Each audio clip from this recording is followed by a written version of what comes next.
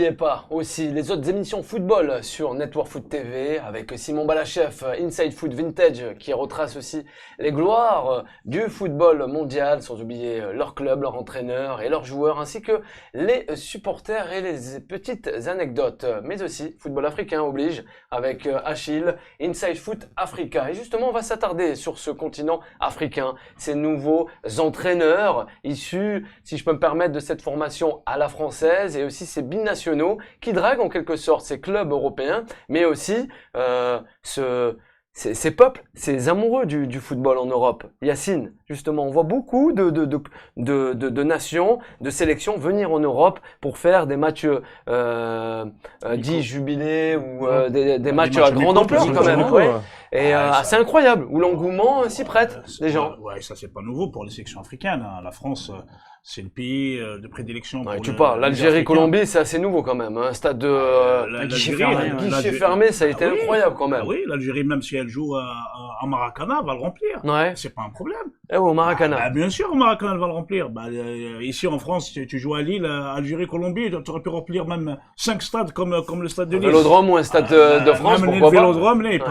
le stade de France, Algérie-France en 2000. France-Algérie en 2001. Elle avait rempli. Il y avait 100 000 spectateurs au stade, il y avait 1 million à l'extérieur. Alors, ça, c'est pas un problème. Mais le problème de venir en Europe, pourquoi les sélections africaines viennent en Europe? Parce que la plupart de leurs joueurs, ils jouent en France. Donc, c'est plus facile de venir faire un stage en France que de prendre tout le monde vers l'Afrique. Et puis, les installations. Il faut pas nier, aujourd'hui, là, les matchs, on va prendre juste Saint-Leu, une petite ville de la région française, de la région parisienne, où elle peut organiser un match de sélection africaine dans de meilleures conditions. Voilà, donc il faut se rendre à une évidence. La France, c'est la terre d'accueil, la terre d'asile de tous les stars africaines depuis la nuit des temps.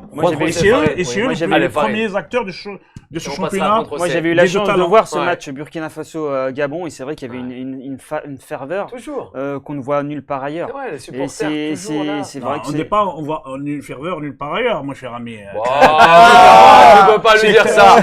Merci Yacine. Par rapport aux passionnés, je parlais des passionnés du football africain, cher ami. Merci. Voilà. Et donc, c'était une très belle fête.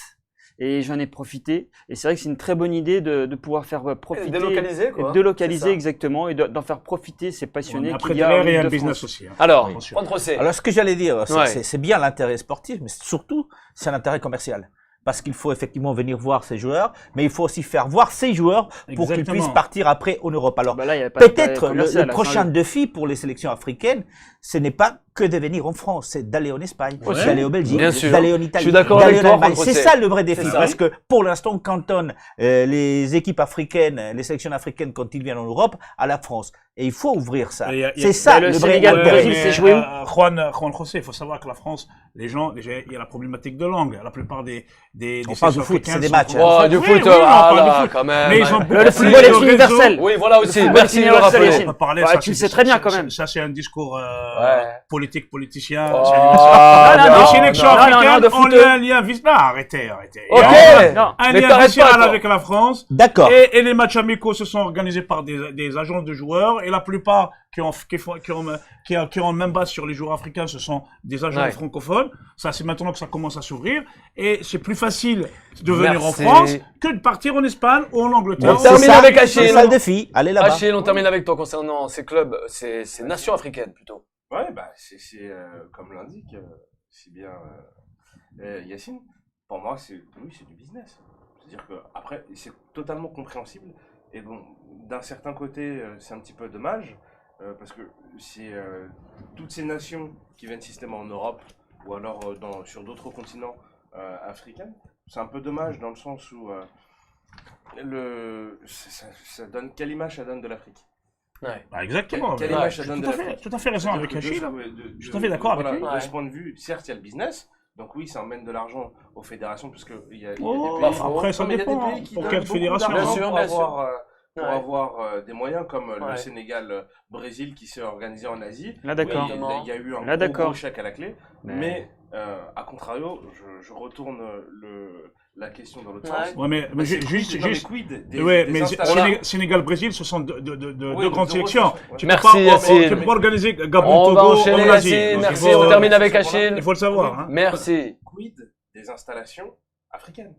On se pose la question, parce qu'on aurait pu très bien organiser des matchs, que ce soit au Maroc, en Tunisie, en Algérie. C'est 1 ou 2 heures de vol. C'est 1 ou 2 heures de vol. C'est pas forcément plus gênant. Mais la plupart des joueurs africains jouent dans les championnats européens. Il y a de près cela, Achille. Ouais, mais c'est un grand débat. C'est un grand débat. Il y a une même base sur le football africain. Ça fait des années. À un moment donné, il faut le récupérer parce qu'on peut organiser, comme il le dit, au Maroc, en Algérie.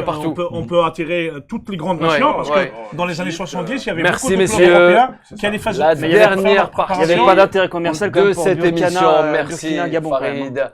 Justement, on aura toutes les dernières infos concernant le football africain et aussi ces nations dans votre émission phare qui est Inside Foot Africa présentée par Achille. On va s'attarder sur la dernière partie de cette émission concernant l'Inter et Giroud.